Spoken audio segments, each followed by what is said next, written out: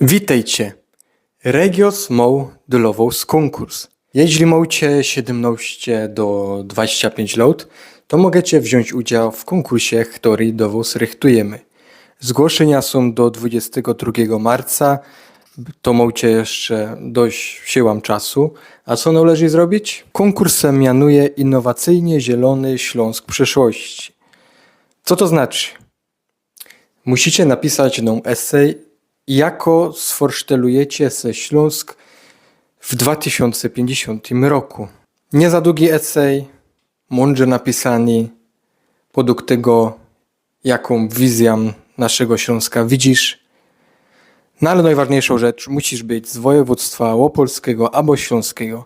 Werci se weź udział, są fajne nagrody, więcej możecie poczytać tutaj, wcie pojawią screenshota, albo na naszej zajcie na Facebooku www.regios.org.pl.